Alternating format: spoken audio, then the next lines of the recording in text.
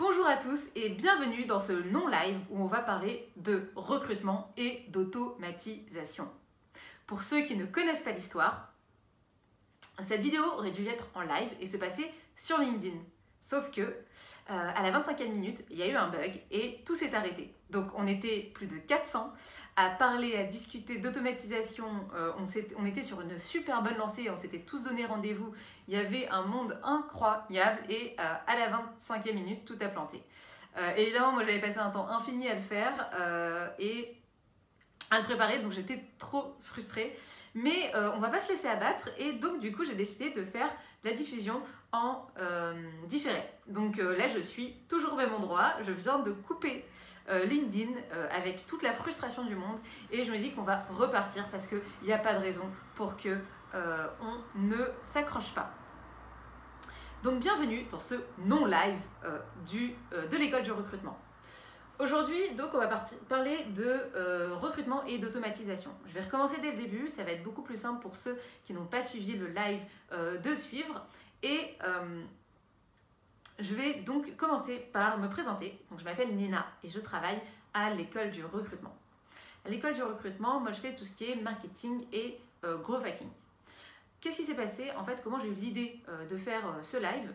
C'est que depuis quelques semaines, donc depuis le début du confinement, j'ai lancé les emails sympas du recrutement. Les emails sympas du recrutement, c'est un programme quotidien où tous les matins, dans leur boîte mail, les recruteurs reçoivent un message. Donc, leur envoie un message avec des astuces de recrutement. Donc, hier, on a parlé de sourcing, il y avait un mini-atelier. La semaine dernière, on a parlé des entretiens structurés. Voilà, donc tous les matins, il y a une petite friandise pour le recrutement et pour donner surtout le sourire. Et donc dans un de ces emails, en fait, j'ai parlé d'automatisation parce que la veille, j'avais eu un échange avec une recruteuse qui me demandait comment est-ce qu'elle pouvait automatiser une partie de ses tâches en recrutement. Et rien que le fait d'avoir mis ce mot, je n'avais pas forcément expliqué, j'avais juste dit que je n'avais pas d'automatisation. J'ai eu une trentaine d'emails de personnes qui m'ont dit « Ok, en fait, c'est quoi? J'aimerais que tu me partages ce que tu dis sur l'automatisation, qu'est-ce que tu peux faire, qu'est-ce qu'on peut mettre en place. » Donc voilà, je me suis rendu compte qu'en fait, il y avait beaucoup de choses, c'est un sujet qui intéressait énormément et plutôt que de le partager en one-to-one, j'ai décidé d'en faire un live et alors ce qui aurait dû être en live et qui en fait est une vidéo finalement, mais pour le partager en fait à un maximum de personnes le sujet.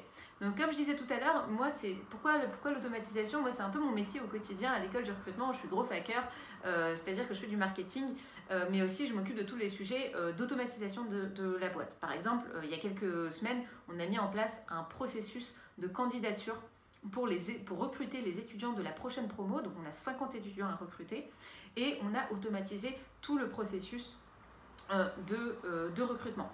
Donc c'est-à-dire toute la partie préqualification, même la partie sourcing, en fait on fait de l'inbound, donc tout ça est automatisé. Donc inbound, c'est-à-dire faire en sorte que les gens viennent à nous, on va pas aller les chercher, on va pas faire du sourcing pour en tout cas pour là dans notre cas, dans notre problématique. Et en fait on a automatisé tout ça jusqu'au moment de la toute fin où là effectivement il y a l'entretien d'évaluation. Mais tout ce qui est entre le sourcing et l'entretien d'évaluation, on l'a automatisé, enfin je l'ai automatisé. Du coup, ça c'est quelque chose qu'on a mis en place, que j'ai mis en place sur l'automatisation et c'est pour ça qu'aujourd'hui c'est moi qui vous parle de ce sujet. Et autre chose que j'ai à dire aussi sur ça, c'est que avant d'être growth hackeuse à l'école du recrutement, moi j'étais recruteuse. Et je me suis rendu compte aussi d'une chose, c'est qu'il y a énormément de choses que j'aurais aimé savoir quand j'étais recruteuse. Aujourd'hui je fais ce métier-là, j'aime énormément, mais je me dis qu'en fait il y a quand même beaucoup de choses que j'aurais pu voler au growth hacking et au marketing quand j'étais recruteuse. Donc je me suis dit que c'était l'occasion de le partager. Alors moi je vais vous partager un maximum de ce que je fais et l'objectif c'est de pouvoir le transposer au recrutement. J'espère que c'était clair pour ce début. Je ne vous demande pas vos avis en live parce que je ne pourrais pas les voir, mais n'hésitez pas à commenter la vidéo, à vous abonner aussi à la chaîne pour pouvoir suivre nos actualités. Je pense que j'essaierai de refaire ce système-là, de reposter des vidéos plutôt comme ça, en différé, plutôt qu'en live. Donc, abonnez-vous et restez avec moi. Deuxième partie. Donc là, ce que je voulais traiter en fait comme sujet aujourd'hui, le premier, c'était finalement à quoi ça sert d'automatiser. C'est quoi l'objectif de l'automatisation? C'est une première question qu'il faut se poser et que moi je vous invite à vous poser, parce qu'en fait elles permettent aussi de savoir pourquoi on le fait. Ça permet aussi d'éviter les dangers de l'automatisation. Donc on va voir ces deux sujets là et ensuite on va parler des outils. Là je vais vous donner 5 outils pour les recruteurs pour automatiser un maximum de tâches. Donc, première chose, à quoi ça sert d'automatiser d'automatiser de manière générale. Première chose, en fait, l'automatisation, c'est important. Enfin, c'est pas forcément important, on peut faire sans. Mais tu peux être le meilleur recruteur du monde, tu peux être le meilleur recruteur de la Terre, tu n'auras jamais que 24 heures dans ta journée. Donc même si tu es hyper productif, que tu fais les choses de manière parfaite, tu ne pourras jamais travailler qu'un temps limité. Donc tu as 24 heures dans ta journée, mais j'imagine que tu ne fais pas que travailler dans ta journée, donc imaginons que tu as 7 heures. En 7 heures, imaginons que tu fasses une vingtaine d'actions sur tes 7 heures. Et bien même si tu les exécutes parfaitement, qu'elles sont hyper efficaces, tu n'en feras jamais que 20. Et donc forcément, à un moment, même si tes résultats ils sont excellents, tu vas atteindre un palier, en fait, parce que c'est ces résultats qui font, enfin c'est ces actions qui vont générer des résultats. Si tu n'augmentes pas ton nombre d'actions dans la journée, tu ne pourras pas augmenter ton nombre de résultats. Et quand je parle d'actions, je dis par exemple envoyer un message d'approche, par exemple envoyer un email de relance, par exemple faire une préqualification. Donc si tu ne peux pas augmenter ton nombre d'actions dans la journée, tu ne pourras pas en fait, améliorer ta performance et améliorer tes résultats. Donc le premier objectif de l'automatisation, c'est d'abord de te permettre de décupler ta force et de avoir un impact qui est multiplié par 10, par 100, par 1000 en une journée. Donc ça c'est le premier point et c'est le premier objectif de l'automatisation. Deuxième objectif de l'automatisation, ça va être aussi de pouvoir investir tes forces là où tu en as le plus envie et là où c'est le plus efficace. Je m'explique. Aujourd'hui dans ton quotidien, il y a peut-être 80% des choses que tu fais qui ne te plaisent pas vraiment et 20% des choses que tu fais qui te font kiffer. L'objectif de l'automatisation, c'est de pouvoir aussi passer plus de temps sur les choses que tu aimes. Alors, il faut mettre ça aussi en miroir du fait que aujourd'hui dans ton quotidien, dans tes tâches, il y a certainement des tâches sur lesquelles tu as une très grande valeur ajoutée et des tâches sur lesquelles tu as très peu de valeur ajoutée. Et il y a de grandes chances pour que les tâches sur lesquelles tu as une forte valeur ajoutée soient celles que tu apprécies le plus. Donc, l'objectif, c'est de pouvoir en fait automatiser ces tâches où tu n'as finalement pas vraiment de valeur ajoutée et qui te prennent de l'énergie plus qu'elles ne t'en donnent. Et à la fin, évidemment que si tu fais un job où tu passes 80% du temps à faire ce qui te plaît, et tu seras plus heureux, et donc tu seras plus performant et tu passeras évidemment un meilleur moment et tu seras beaucoup plus efficace. Donc l'objectif en fait de l'automatisation, c'est aussi que tu aies plus de plaisir à faire ce que tu fais. Si on n'a pas plus de plaisir, moi ça sert à rien. Dernière chose, l'automatisation en fait ça va te permettre aussi de pallier aux bugs des humains, des êtres humains. Nous, on est tous faillibles en fait. Les êtres humains sont faillibles, on a tous des bugs. Ce qui se passe, c'est qu'on oublie souvent d'envoyer des emails, de relancer, on oublie de confirmer un rendez-vous, on oublie beaucoup de choses au quotidien, ce qui est totalement normal. Il y a une deuxième chose, c'est que la biologie existe. Il y a des jours où on est beaucoup plus performant que d'autres. Et des jours où finalement on n'est pas très en forme, on n'a pas le moral, ou finalement on est un peu fatigué, on est malade. Bref, finalement c'est assez en dents de scie. L'automatisation en fait elle va permettre d'avoir un niveau qui sera constant. Les machines n'ont pas ce bug, alors elles en ont d'autres, mais en tout cas elles n'ont pas ce bug là que nous on peut avoir les humains. Elles sont, je dirais quand elles sont bien faites, elles sont bien programmées, elles sont constantes en fait dans leurs efforts, contrairement à nous où on va être plus en dents de scie. Et donc l'automatisation ça va te permettre d'avoir des efforts qui sont constants et qui sont sur la durée et de pas finalement avoir de bugs, d'oubli ou de baisse de performance tout simplement. Donc être plus régulier et plus constant, l'automatisation va te permettre de l'être sur en tout cas certaines tâches. Ça, c'était la première chose. Donc, tu as compris, l'automatisation, ça sert à multiplier tes forces pour pouvoir faire plus de choses dans un temps imparti. Deuxième chose, ça va te permettre aussi de passer plus de temps à faire ce que tu aimes et moins de temps à faire ce qui est répétitif, ce qui est rébarbatif. Et troisième chose, ça va te permettre de pallier aux bugs que tu peux avoir, aux oublis que tu peux faire, aux erreurs, je dirais, humaines. Et être constant en fait dans ta performance. Avant qu'on passe à la suite, donc on va parler en fait des dangers d'automatisation. Quels sont les pièges à éviter dans l'automatisation avant de parler des outils. Avant de discuter de ça, moi j'aimerais que tu me dises un petit peu en commentaire de cette vidéo si toi tu automatises des choses, si toi tu fais des choses de ton côté, qu'est-ce que tu utilises, est-ce que ça fonctionne, est-ce que ça fonctionne pas, et quels sont les plus grands problèmes que tu rencontres.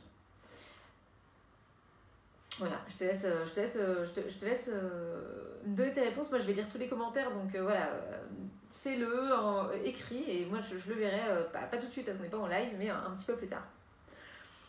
Donc, deuxième partie de ce que je voulais dire, c'était de ce dont je voulais te parler aujourd'hui, c'était les dangers de l'automatisation et les pièges à éviter. Moi, j'ai automatisé des choses et j'ai fait des erreurs, je suis tombée dans des pièges et alors, heureusement, je ne suis pas chirurgien. Et c'est ça aussi que je voulais te dire, c'est qu'en fait, on n'est pas chirurgien, donc se tromper, faire des erreurs, ça arrive, c'est pas grave.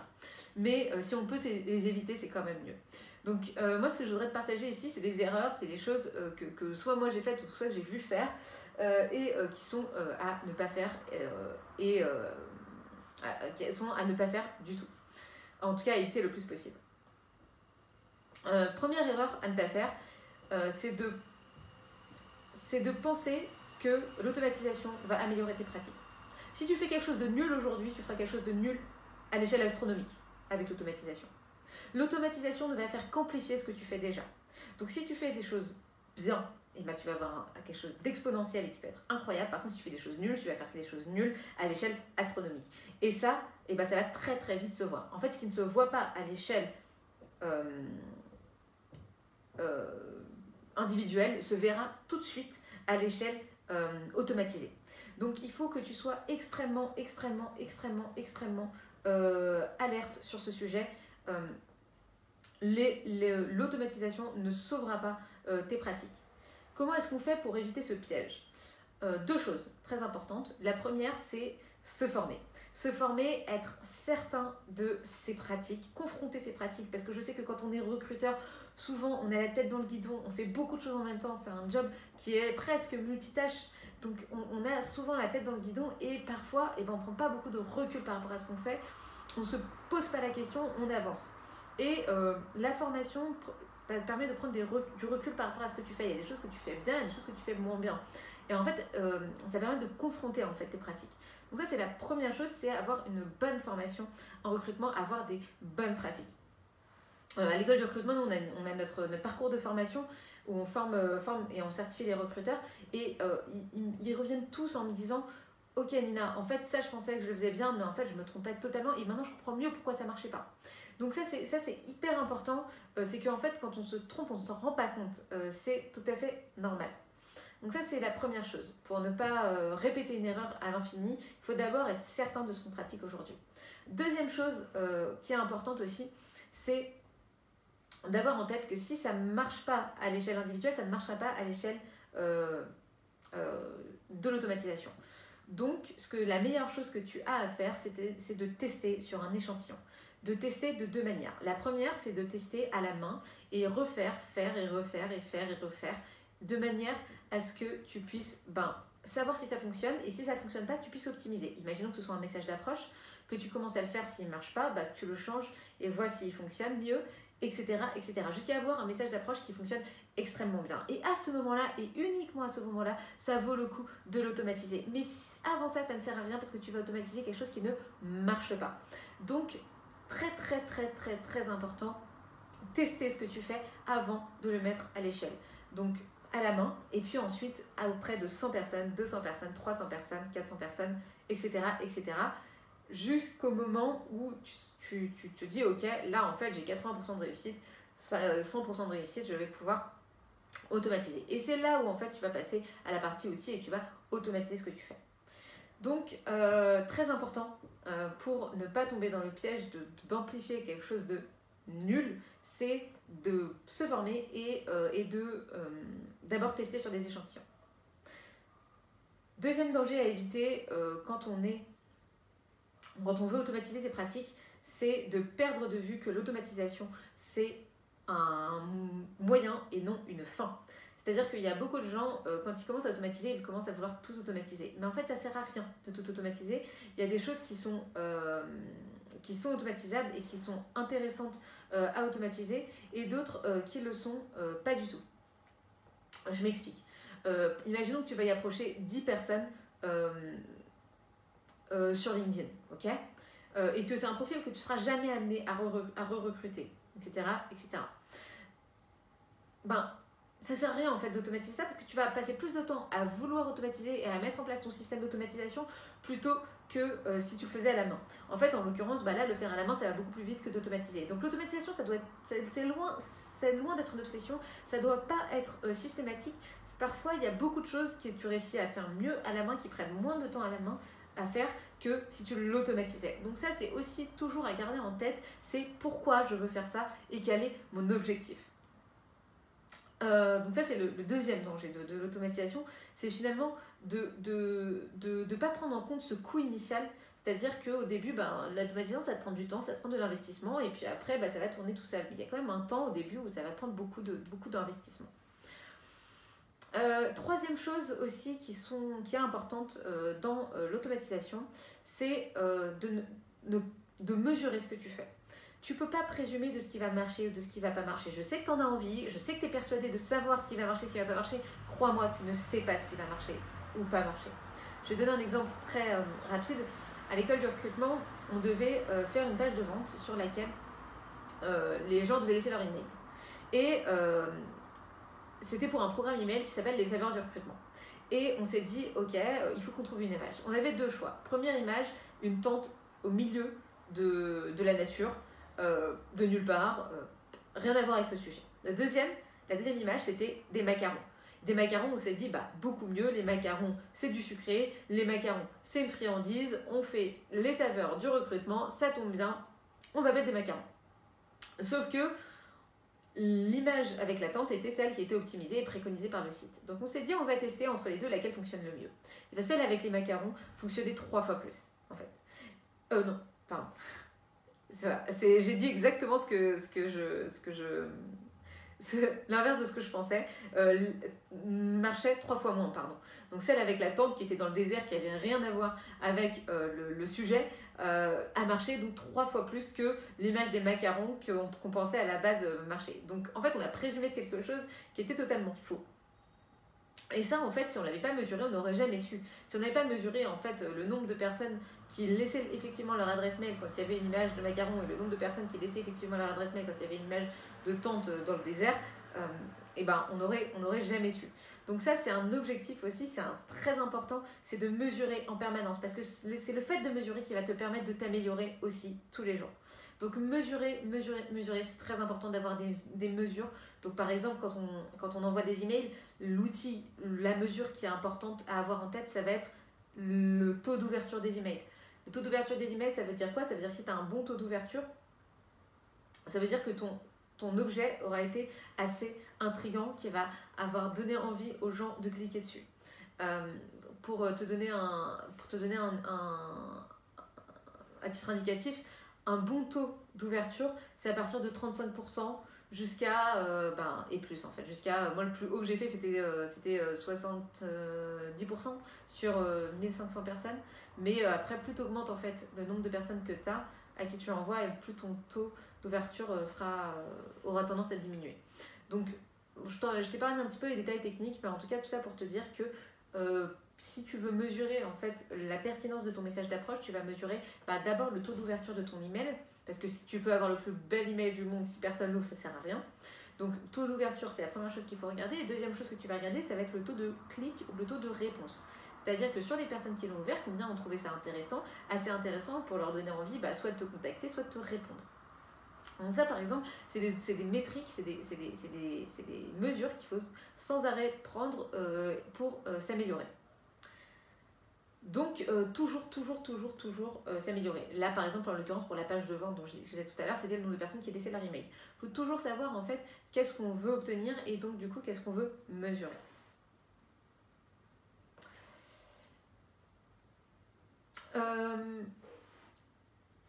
Pour résumer rapidement ce que je viens de te dire, les plus grands dangers de l'automatisation, c'est quoi? Le premier, c'est de faire des choses nulles. Et donc, si tu fais des choses nulles, tu feras des choses nulles à l'échelle astronomique. Et l'automatisation, ça ne servira strictement à rien. Au contraire, ça va t'exacerber les erreurs que tu fais déjà. Deuxième danger de l'automatisation, c'est de perdre de vue que l'automatisation, en fait, c'est un moyen et c'est pas une fin. Donc, l'objectif, c'est pas de tout automatiser. L'objectif, c'est d'automatiser dans les cas où ça va vraiment te servir, où ça va vraiment te permettre de te faire gagner du temps.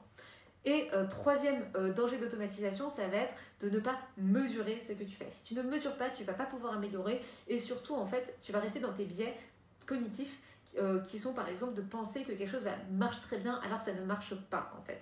Tu ne peux pas présumer de ce qui va marcher et le fait de mesurer, c'est ce qui va te permettre de prendre les bonnes décisions pour la suite. Dernière chose que je voulais dire par rapport à ces dangers qui est très important, c'est que si tu fais une bêtise, c'est pas grave. En fait, même si tu multiplies à l'échelle infinie une bêtise, en soi, t'es pas chirurgien en fait. Et moi non plus, je suis pas chirurgien. Et en fait, ça arrive, bien sûr que j'ai fait des bêtises, et j'ai fait des bêtises à l'échelle astronomique, et en fait, personne n'est mort.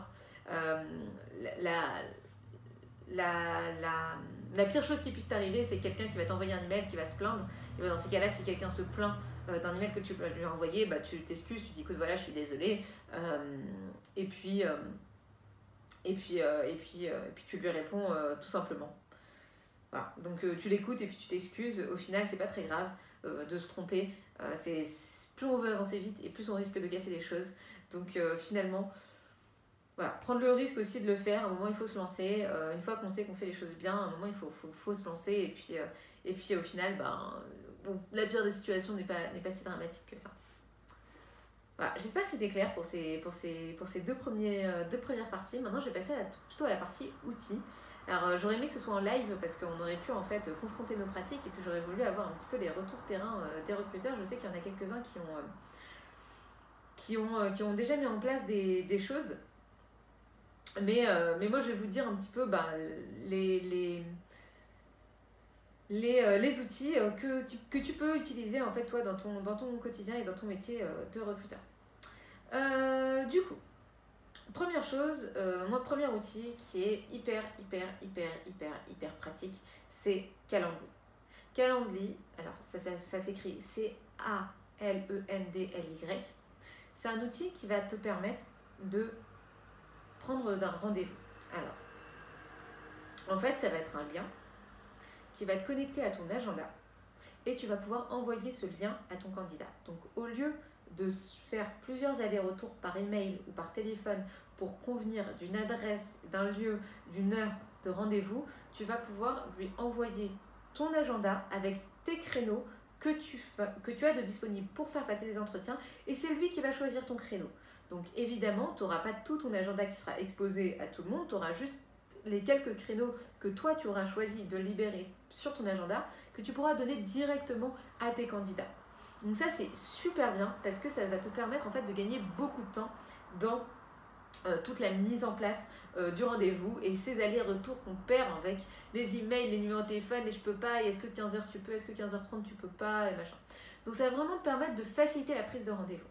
Deuxième chose que ça va te permettre de faire, c'est que ça va te permettre aussi d'automatiser l'envoi des réponses.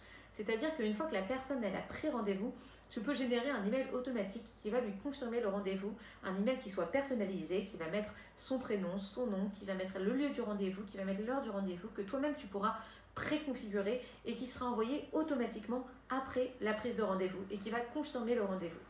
Donc je sais que quand c'est des entretiens physiques, il faut mettre par exemple le lieu, l'adresse, le code, etc. Donc quand c'est des rendez-vous téléphoniques, il faut que tu mettes ton numéro, que tu précises si c'est toi qui appelles ou si c'est la personne qui appelle, etc. Donc Calendly, c'est un outil qui va te permettre aussi, donc non seulement de prendre un rendez-vous, mais aussi d'envoyer un email de confirmation. Et la troisième chose que ça va te permettre aussi, ça va être de envoyer un rappel à la personne 30 minutes, voire 1 heure avant le rendez-vous. Donc tu peux avoir 30 minutes avant un rappel, alors ça peut être par texto ou ça peut être email, un rappel qui va te permettre de dire au candidat bah, hey, coucou, en fait, on a rendez-vous dans 30 minutes, n'oublie pas. Donc, ça permet d'éviter ce qu'on appelle les no-shows, c'est-à-dire les personnes qui ne viennent pas. Que ce soit en rendez-vous physique ou que ce soit en rendez-vous téléphonique, ça augmente vraiment drastiquement le taux de personnes qui annulent les rendez-vous parce que, en fait, déjà, elles n'oublient pas et puis en plus, ça va les engager. Elles savent que tu es là et que tu les attends. Donc, Calendly, vraiment, moi, c'est un outil que je conseille. Il est super. La dernière chose qui peut être intéressante, c'est que tu peux avoir plusieurs agendas. Donc, tu peux mettre plusieurs liens avec des créneaux ouverts différents. Donc, par exemple, si tu fais tes entretiens techniques le lundi, tu peux mettre des créneaux ouverts le lundi. Si tu fais tes entretiens, je sais pas, ça peut être même avec tes managers avec qui tu fais des prises de brief. Tu peux même envoyer un lien juste pour les managers et pour les prises de brief. Et tu sais que ce lien-là, il est uniquement pour les managers. Et après, toi, dans ton agenda, ça te met, voilà, quel rendez-vous et pourquoi. Donc c'est vraiment un super outil qui va permettre à la fois de prendre des rendez-vous mais aussi de relancer et de t'organiser toi dans ton temps et dans ton quotidien. Donc Calendly, vraiment je vous le conseille, moi je m'en sers tous les jours. Par exemple dans les emails sympas du recrutement qui sont les emails que j'envoie chaque jour aux recruteurs à 9h15 comme je disais tout à l'heure pour donner le sourire, et ben tous les jours j'ouvre 2 créneaux dans mon agenda pour parler avec 2 recruteurs de manière complètement gratuite et tout simplement pour partager en fait. J'ouvre tous les jours 2 créneaux, donc ils savent qu'à 9h15 j'ouvre les créneaux, j'envoie ça dans mon email et en fait les gens réservent le créneau qu'ils souhaitent. Donc j'ai 2 créneaux, en général j'envoie un mail à 9h15, les créneaux sont assez rapidement pris, mais au moins moi j'ai rien à faire, j'ai juste à envoyer mon lien et les personnes en fait elles prennent rendez-vous et quand il est en général, les rendez-vous, c'est dans la journée, donc c'est 14h30 et 15h. Et à 14h30, j'ai juste à ouvrir mon agenda, à regarder la personne, à appeler et appeler le numéro. J'ai aussi rajouté une case où je mets « Donne-moi 1 ou 2 sujets que tu aimerais aborder ». Donc ça m'a permis aussi de personnaliser les informations que je voulais obtenir avant le rendez-vous. Donc ça, je vous conseille vraiment Calendly, c'est super. Moi, je m'en sers tous les jours et ça peut vraiment, vraiment, vraiment vous servir en tant que recruteur. C'est gratuit, il y a une version freemium où tu as un seul agenda, je crois, et pas de relance. Et la version payante intermédiaire, elle est à 8 €. Moi, c'est celle que j'ai. Il y en a une à 12 € ou à 14 €, je sais plus. En tout cas, moi, je conseille vraiment de te prendre même sur la version payante. Moi, j'ai la version payante. Franchement, 14 €, ça les vaut largement. Donc ça, c'était sur la partie prise de rendez-vous, comment s'organiser, comment organiser mieux son temps, comment organiser mieux ses rendez-vous, comment ne pas se perdre dans son agenda. Calendly, c'est juste exceptionnel. Deuxième sujet que j'aimerais aborder aussi, et automatiser, c'est les relances. Quand on a réussi à trouver le bon candidat, quand on a réussi à trouver son adresse email, quand on a réussi à trouver la bonne adresse email, on a investi un temps en sourcing qui est juste énorme. Et ce que je vois, c'est que la plupart des recruteurs, en fait, ils envoient un seul message et finalement, après, ils ne renvoient pas d'autres messages. Donc, c'est-à-dire qu'ils ne maximisent pas le potentiel de ce contact-là. Pourquoi ? Parce qu'en fait, la personne, elle va peut-être pas te répondre au premier message, mais en fait, elle va te répondre peut-être au deuxième, peut-être au troisième, peut-être au quatrième, peut-être au cinquième. Il y a une étude qui montre que tu n'as pas maximisé en fait ton potentiel tant que tu n'as pas atteint la 7e relance. C'est-à-dire que ta probabilité de réponse n'est pas atteinte tant que tu n'as pas atteint la 7e relance. Donc, relancer ces candidats, c'est primordial. Si tu ne relances pas, ça veut dire que tu détruis tous les efforts de sourcing que tu as fait avant. Tu as passé du temps à trouver ce profil-là exceptionnel. Et maintenant, il faut impérativement que tu arrives à rentrer en contact avec eux et à obtenir une réponse de sa part. Donc ça, la relance, c'est hyper important. Et l'outil qui va te permettre de relancer et qui va te permettre de relancer automatiquement, je dirais, et qui va te permettre de ne pas devoir mettre dans ton agenda, relancer tel jour, telle date, parce que c'est ça en fait. Pourquoi on ne relance pas aussi ? C'est parce qu'on oublie de le faire. Donc là, c'est un outil qui va te permettre en fait de pré-programmer tes relances. Donc tu vas pouvoir envoyer un premier mail à ton candidat et après, il va pouvoir te dire, tu vas pouvoir programmer automatiquement ton envoi d'email suivant. Donc tu peux dire, je vais envoyer le 2e email dans 3 jours, le 3e email dans 7 jours, le 4e email dans 5 jours. C'est ce qu'on appelle une séquence. Et l'outil que moi j'utilise énormément pour faire ça, et j'utilisais notamment quand j'étais commerciale, c'était Mixmax. Mixmax, c'est génial. Tu rentres dedans, tu fais tes séquences email. Alors je vais pas faire un cours de comment rédiger un bon message de relance. On fera peut-être un jour, mais c'est pas aujourd'hui. Le premier donc, message que tu envoies, tu le programmes, tu peux l'envoyer instantanément. Et ensuite, ça le met dans la séquence et ça tourne tout seul. C'est-à-dire que si ta séquence elle est sur 30 jours et que tu as 5 emails envoyés sur 30 jours, ça les envoie automatiquement. Et ce qui est très important, c'est que si la personne te répond, ça la sort automatiquement de ta séquence email. Donc Mixmax est connecté à ta boîte mail. Et donc du coup, si la personne te répond, ça la sort automatiquement de la séquence. C'est vraiment un outil super.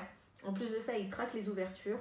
Enfin, il te donne tes taux d'ouverture des emails, il te donne tes taux de clics des emails, donc ça va te permettre, comme je te disais tout à l'heure aussi, de mesurer très bien et d'avoir une traçabilité de ces mesures, de savoir ce qui a marché et ce qui a le moins marché. Donc Mixmax, vraiment, pour les relances, c'est génial.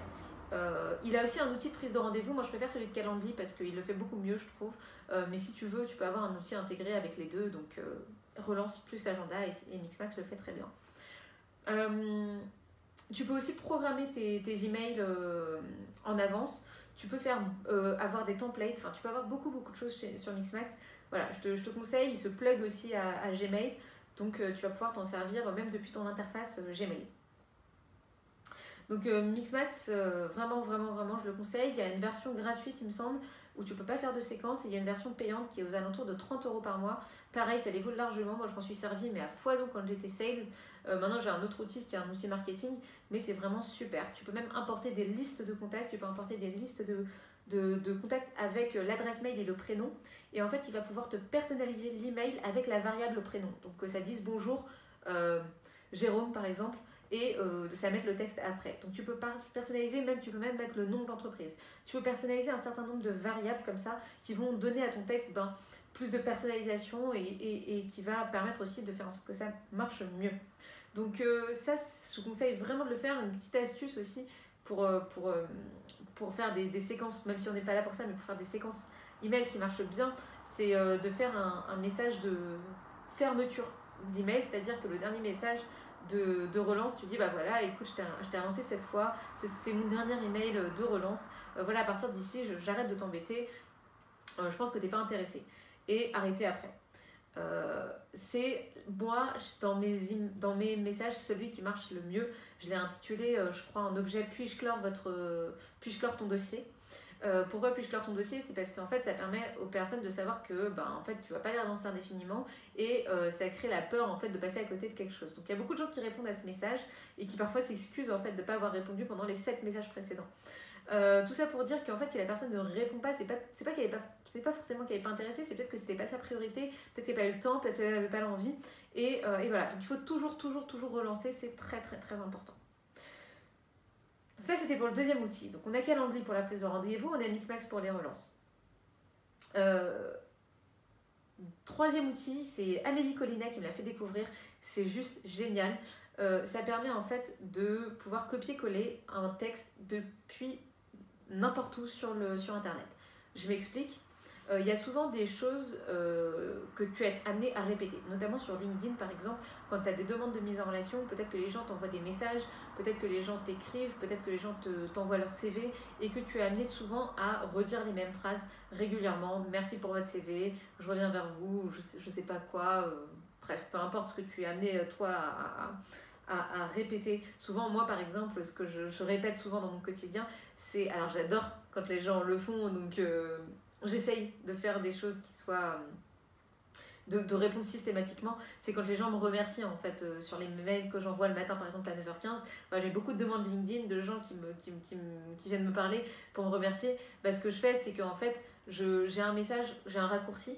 Donc c'est texte blaze qui permet de faire ça. En fait j'ai un raccourci où j'écris /merci et en fait ça va automatiquement me remplacer donc ce raccourci là par un petit texte que j'ai pré-rédigé en avance. Donc moi, donc ça va directement afficher ce petit texte. Et moi, ce que je fais, c'est que sur ce petit texte, je repersonnalise derrière une phrase ou deux, en fait. Donc j'ai déjà écrit un texte et je vais repersonnaliser derrière quelques phrases. Donc ça me permet déjà de gagner énormément de temps sur le début et la fin, qui sont toujours globalement la même chose.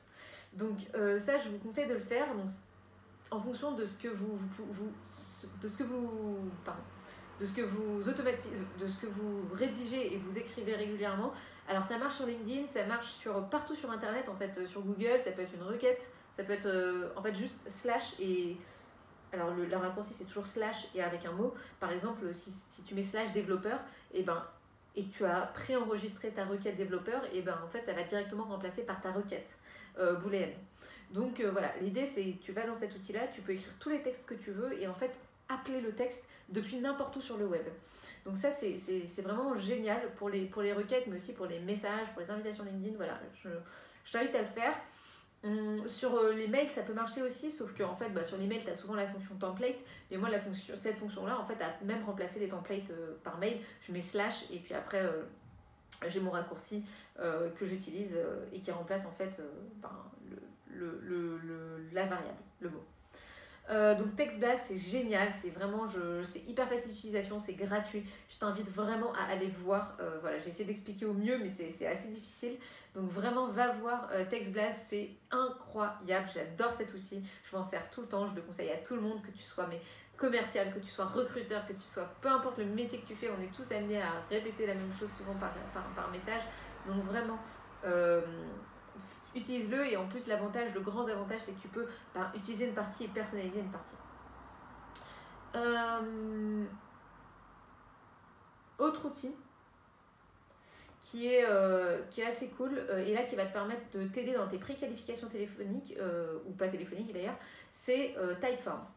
Je vais t'expliquer rapidement, moi, dans le contexte dans lequel j'ai utilisé. En fait, l'année prochaine, on recrute 50 étudiants pour l'école du recrutement, donc 50 futurs alternants. Et dans ces futurs alternants, on a un certain nombre de critères. Donc, par exemple, le critère d'être éligible à l'alternance. Donc, pour être éligible à l'alternance, il faut avoir moins de 26 ans. Et si tu as plus de 26 ans, il faut être inscrit chez Pôle emploi, par exemple. Et le problème, c'est qu'en fait, tant que la personne n'est pas éligible à une alternance, nous, on ne peut pas en fait prendre son dossier. Donc, ce qui s'est passé l'année dernière, c'est qu'en fait, on a reçu énormément de dossiers de personnes qui n'étaient en fait pas éligibles à l'alternance, et du coup, il a fallu retraiter à la main, les rappeler une par une pour leur expliquer qu'elles n'étaient pas éligibles, renvoyer des emails, etc., etc. Et cette année, moi, comme je le disais tout à l'heure, j'ai automatisé tout ce processus, et donc du coup, ce qu'on a fait, c'est qu'on a relevé je crois qu'il y en a 2 ou 3, je ne sais plus, les 3 critères qui étaient les plus importants pour pouvoir s'inscrire en fait à l'école du recrutement. Donc le premier, c'était c'était d'être éligible à l'alternance, donc soit d'avoir moins de 26 ans et soit d'avoir moins de 26 ans, soit plus de 26 ans et être inscrit chez Pôle emploi, et le dernier qui était très important, c'est de pouvoir travailler en France jusqu'en fin 2021, je crois que c'était. Et ça, c'était hyper important. Et on a eu beaucoup de pertes en fait l'année dernière sur ces 3 critères. Cette année, du coup, moi, ce que j'ai mis en place, c'est tout simplement un système où les gens remplissent leurs critères et leurs réponses. Et en fait, en fonction de leurs réponses, ça leur envoie un mail différent. Je m'explique. Imaginons que, par exemple, Apolline postule. Et en fait, donc elle arrive sur le Typeform. Donc j'ai utilisé Typeform en fait pour faire cette expérience et pour utiliser en fait ma préqualification. Au lieu de faire une préqualification téléphonique, en fait la personne elle arrive sur un Typeform. L'avantage de Typeform en fait, c'est que c'est super bien fait. L'expérience utilisateur elle est très sympa. Tu as des photos, tu peux mettre des vidéos, tu peux mettre vraiment, pour ceux qui l'avaient déjà testé, parce que j'avais montré l'exemple sur un Typeform que j'avais fait pour recruter un stagiaire, et j'avais beaucoup de retours positifs. Je vais vous le remettre en commentaire, comme ça vous allez pouvoir voir ce que ça peut donner en termes d'expérience candidat. C'est assez chouette. Donc imaginons qu'Apolline elle arrive et puis elle remplit ses critères. Imaginons qu'elle ait moins de 26 ans et que ce soit bon. Donc là en fait ce que ça va faire, c'est que ça va générer, donc moi je l'ai connecté à un outil d'emailing à côté, et donc du coup en fonction de ces réponses ça va générer des réponses positives, donc en disant voilà, bravo, t'es admissible, maintenant la prochaine étape tu dois prendre rendez-vous avec moi. Imaginons que la personne elle soit pas admissible parce qu'elle n'est pas inscrite au Pôle emploi, elle a plus de 26 ans et elle n'est pas inscrite au Pôle emploi. Du coup ça lui génère un mail automatique en disant écoute voilà, j'ai bien eu ta candidature, simplement tu as plus de 26 ans et t'es pas inscrite au Pôle emploi, donc pour un contrat pro c'est pas possible, est-ce que tu peux faire cette démarche et revenir vers nous pour qu'on puisse prendre ton dossier et prendre ton inscription. Voilà le lien où tu peux t'inscrire sur Pôle emploi, voilà comment tu vas pouvoir avancer dans ta démarche. Donc ça par exemple c'est en fait un moyen de répondre de manière personnalisée au candidat, de faire des retours positifs comme des retours négatifs et de donner toujours la raison. Donc ça va permettre déjà d'une part d'avoir une bonne expérience candidat parce que les candidats ils vont avoir une réponse à leur candidature premièrement, et deuxièmement en fait ça va permettre nous de trier les candidatures et déjà de créer un entonnoir et de ne pas être submergé par les candidatures qui ne sont pas qualifiées. Donc je le conseille vraiment, ça s'appelle Typeform. Je vais mettre le lien dans celui que j'ai fait, que ce soit à la fois pour les étudiants ou que ce soit pour quand je voulais recruter mon stagiaire en marketing. Vous me direz ce que vous en pensez, c'est vraiment... moi j'ai trouvé ça hyper pratique et encore aujourd'hui on s'en sert et c'est 100% automatisé. Dernier outil dont je voulais vous parler, alors là je sais que c'est un peu l'outil qui est tant attendu, ça va être comment automatiser tout ce qu'on fait sur LinkedIn. Donc qu'est-ce qu'on fait sur LinkedIn quand on est recruteur? On demande des personnes en contact, on leur envoie des messages et potentiellement après on discute avec eux. Il y a un outil qui est extraordinaire, qui est génial, qui s'appelle Phantom Buster. Phantom Buster, moi personnellement, concrètement, je l'ai mis en place sur mon profil depuis la semaine dernière. J'ai réussi, depuis 2 semaines, j'ai réussi à avoir plus de 300 connexions avec des profils qui sont dans ma cible en moins de 2 semaines. Donc ça vous donne une idée de la puissance de l'outil, ça peut vraiment démultiplier votre réseau. Moi je l'ai fait, moi en l'occurrence mon réseau qui m'intéressait c'était plutôt des recruteurs, mais j'ai réussi à avoir vraiment des choses qui étaient hyper ciblées, hyper qualitatives en termes d'automatisation et surtout de retour sur investissement parce que je l'ai configuré et après ça m'a fait vraiment beaucoup de demandes qui étaient surtout très très qualifiées. Donc j'ai augmenté mon réseau de manière exponentielle. Donc ça c'est la première chose, c'est pour booster votre réseau, donc tout simplement avoir plus de demandes. Je vais vous expliquer un petit peu après comment ça fonctionne, c'est assez rapide. Deuxième chose à laquelle peut servir Phantom Buster, c'est envoyer des messages. Alors là il faut faire attention parce que envoyer un message, ça peut être très rapidement un message nul, inintéressant, etc. Et l'idée, c'est pas d'être identifié comme un spam. Donc là, je vais en parler tout à l'heure aussi. C'est comment faire pour envoyer des messages automatiques qui ne soient pas des messages automatiques qui n'aient pas l'air d'être envoyés par des robots. Juste avant, ce qui est très important dans Phantom Buster, pour que vous l'ayez, ça s'appelle Phantom Buster, donc Phantombuster. Et moi, les API que j'utilise, c'est Network Booster et Message Sender. Phantom Buster, il coûte environ 30 € par mois. Moi, j'ai une version Growth Hacker, donc c'est l'intermédiaire, mais il y a une première version qui est, je crois, à 12 € et il y a un freemium. En plus, j'utilise Sales Navigator. Pourquoi? Pour pas être bloqué en fait dans mon nombre d'invitations, dans mon nombre de messages. Voilà, j'ai investi dans un Sales Navigator. Ça marche aussi sans. Mais moi, ce que je veux vous donner, c'est vraiment avec un Sales Navigator. Sales Navigator, il y a 1 mois d'essai et ça coûte sinon 60 € par mois. Alors, du coup, ce que j'ai mis en place avec Phantom Buster, c'est quoi? C'est Phantom Buster, qu'est-ce qu'il va faire? En fait, il va aller, c'est ce qu'on appelle une API. Donc, c'est-à-dire qu'il va aller sur LinkedIn et il va aller chercher dans LinkedIn les informations qui nous intéressent. Donc, moi, ce que j'ai fait, c'est qu'en amont, j'ai fait une requête booléenne sur les profils que je voulais approcher. Moi, en l'occurrence, ma requête booléenne, c'était recruteur, hors recruteuse, hors talent acquisition, hors responsable recrutement, hors... voilà, je ne vais pas te détailler tout. Donc, en fait, je suis allée sur Sales Navigator, j'ai fait ma requête booléenne, j'ai cliqué, j'ai obtenu le nombre de résultats que je voulais, j'ai regardé les 100 premiers résultats, j'ai vu qu'ils étaient tous dans la cible, en région de France aussi, c'est important aussi de le préciser. J'ai vu qu'ils étaient tous dans la cible, donc j'ai pris cette requête booléenne et en fait je l'ai rentrée dans un fantôme, donc qui est déjà tout préconfiguré, donc c'est extrêmement bien fait, c'est extrêmement facile à utiliser. Et je ne vais pas tout vous expliquer en détail, hein. Là l'objectif c'est pas vraiment de vous faire le tuto pas à pas, il y a plein de choses qui sont faites sur internet, vous tapez, vous allez trouver plein de gens qui l'ont déjà fait et qui le font, donc ils pourront vous faire des tutos pas à pas, mais grosso modo tu mets ça dans un fantôme qui lui en fait va aller chercher en fait le profil de chacune de ces personnes et qui va t'extraire en fait le profil et l'URL du profil. Et c'est ça qui va nous intéresser, c'est qu'une fois que tu vas obtenir ces URL, tu vas pouvoir en fait le mettre dans une autre API, donc un autre fantôme, donc ça c'est un deuxième fantôme, où tu vas faire des demandes de connexion. Donc en fait, une fois que tu as obtenu les URL des profils qui t'intéressaient, tu vas pouvoir le mettre dans un deuxième fantôme qui va lui te permettre de faire des demandes d'ajout. Donc tu configures combien tu veux de demandes d'ajout par heure, combien tu veux en faire par minute, etc., etc. Toujours en restant en dessous de la limite en fait, de détection de LinkedIn. Phantom Buster est très bien parce qu'il te dit la limite de LinkedIn. Donc tu es parfaitement au courant de ce qu'il ne faut pas dépasser pour ne pas passer au-dessus des radars. Et il le fait très bien. Donc moi j'ai jamais eu aucun problème, c'est très bien passé, surtout quand tu as un compte Sales Navigator, il te laisse globalement tranquille.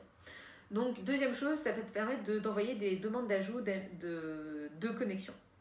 Personnellement, moi je mets pas d'invitation dans mes demandes d'ajout parce que ça sert à rien en fait. Enfin, il y a beaucoup de. Enfin, c'est pas que ça sert à rien, c'est que j'avais vu, alors je l'avais déjà partagé, une étude qui disait que en fait, effectivement, écrire un message dans une invitation, ça n'augmente pas, voire ça diminue le taux de réponse. Donc moi, j'envoie pas de messages dans mes invitations. Et j'ai une troisième automatisation qui me permet d'envoyer des messages à ces personnes et d'envoyer un message automatisé à ces personnes-là. Alors c'est là où il faut faire attention, c'est qu'effectivement si tu envoies le même message aux personnes, ça va se voir, il faut faire attention. Donc c'est là où il faut que ton ciblage en amont, là où tu as ciblé tes profils et là où tu as ciblé tes URL soit extrêmement fin, extrêmement précis pour que tu puisses envoyer un message qui soit aussi adapté à cette personne-là. En fait, il faut d'abord que tu segmentes les personnes à qui tu veux parler. En fait, moi par exemple, je sais que je m'adresse que à des recruteurs. Donc je vais pouvoir avoir un discours qui va être adapté à eux. Et notamment, à l'école de recrutement, on produit beaucoup de contenu, on produit beaucoup de choses. Donc moi, ce que je vais faire, c'est que quand je vais contacter un recruteur, je ne vais pas lui dire salut, est-ce que tu veux acheter mon produit? Enfin, je ne vais pas directement le contacter pour lui faire une offre, comme quand tu es recruteur, tu ne vas pas contacter un candidat et lui dire tout de suite, voilà le job que j'ai à te proposer. Là, ce qu'on cherche à faire dans un premier temps, c'est d'abord de créer une relation. Et c'est ça qui est très important en fait dans l'automatisation, c'est de comprendre que en fait, tu ne peux pas arriver et faire une offre directement parce que là, tu vas te faire envoyer bouler. Tu es là en fait pour arriver à créer des relations. Et le meilleur moyen de créer une relation, c'est comme quand tu vas dîner chez des amis, tu viens pas les mains vides. Donc moi, ce que je fais, c'est que je fais des demandes d'ajout. Et après, en fait, je donne du contenu à la personne en disant voilà, t'es recruteur, moi je travaille à l'école du recrutement, on écrit plein d'articles, voilà, est-ce que je t'en donne 3, moi, ceux qui me plaisent le plus, dis-moi ce que t'en penses. Et en fait, l'objectif, c'est juste de te faire connaître, c'est juste de créer une relation, et les personnes, en fait, elles te répondent, elles te disent merci. Lorsque tu arrives, tu donnes quelque chose, en fait, tu n'arrives pas dans une position où tu demandes quelque chose. Et donc ces personnes, elles vont t'accepter dans leur réseau, tu t'as déjà peut-être fait connaître, et dans un deuxième temps, quand tu communiqueras et quand tu iras taper à leur porte pour avoir un job, pour les solliciter pour une offre, elles seront beaucoup plus à l'écoute parce que en fait, tu auras fait une démarche qui aura été simplement dans le don et pas intéressée en fait. Donc voilà, donc ça c'est la troisième chose que je fais, c'est-à-dire envoyer des messages pour donner des articles gratuitement à tes recruteurs. Toi, tu peux très bien l'appliquer à tes candidats en gardant en tête toujours qu'il faut que tu envoies des contenus qui intéressent le candidat, sinon ça ne sert à rien. Si tu lui parles de recrutement alors que lui, il s'intéresse, je sais pas moi, il est commercial, ça va peut-être pas l'intéresser, tu vois. Il faudrait peut-être plus lui envoyer un message sur un article, par exemple 7 techniques de closing à connaître quand on est commercial. Là, ça fait sens. Je dirais, tiens, j'ai vu cet article, t'en penses quoi? Toi, t'es commercial, voilà, je me suis dit que ça pourrait t'intéresser, patati patata. Donc voilà, donc, apporter de la valeur, c'est très très important, et dans ces cas-là, t'as aucune chance de te faire envoyer bouler et de te faire que ça se passe mal en fait. Pourquoi? Parce que en fait, la conclusion de cette histoire, c'est quoi? C'est qu'en fait, le secret de l'automatisation, c'est pas tant la personnalisation, ça va être plutôt l'empathie.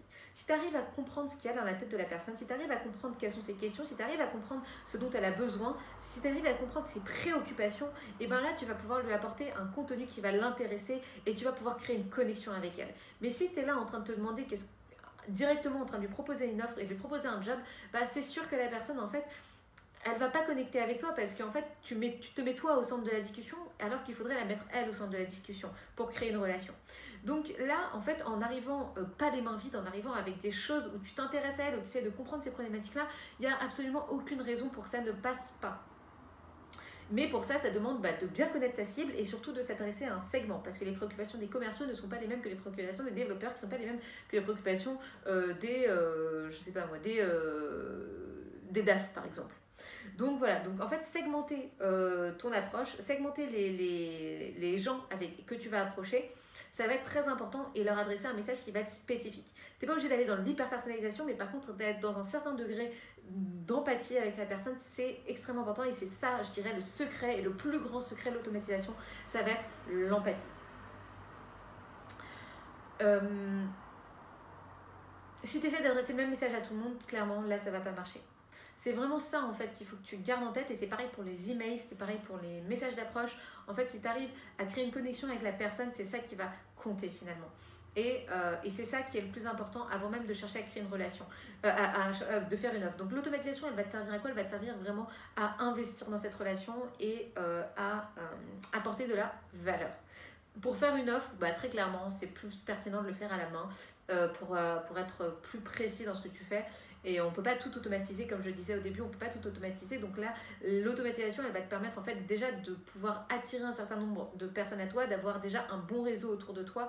Et si tu as un réseau super qualifié de développeurs ou de commerciaux, tu vas pouvoir ensuite, dans un deuxième temps, les solliciter. Donc c'est vraiment un travail à faire en amont et à faire en permanence. Après, une fois que l'automatisation elle est lancée, elle est lancée et tu n'as plus à t'en préoccuper. Moi, je te dis, j'ai eu 300 connexions en une semaine ou en 2 semaines. Donc voilà. On arrive à la fin de cette présentation, à la fin de ce non-live du recrutement. J'espère que tu as passé un bon moment et que tu as apprécié et tu as kiffé autant que moi. Moi, j'ai adoré préparer ce live, ce non-live, parce que c'est un sujet qui me tient à cœur, c'est un sujet que je pratique tous les jours. Donc voilà, j'ai beaucoup de plaisir à partager dessus. Où est-ce que tu peux me retrouver? Tu peux me retrouver sur les emails sympas du recrutement. Comme je t'ai dit, tous les matins à 9h15, j'envoie un email sympa à des recruteurs. Alors c'est gratuit, il y a plein de contenu à l'intérieur et c'est pour donner le sourire. Tu tapes email sympa du recrutement dans Google, donc email sympa du recrutement, et tu cliques sur le premier lien et tu t'inscris. Voilà, donc rejoins les emails sympas du recrutement, tu verras, on va bien s'amuser.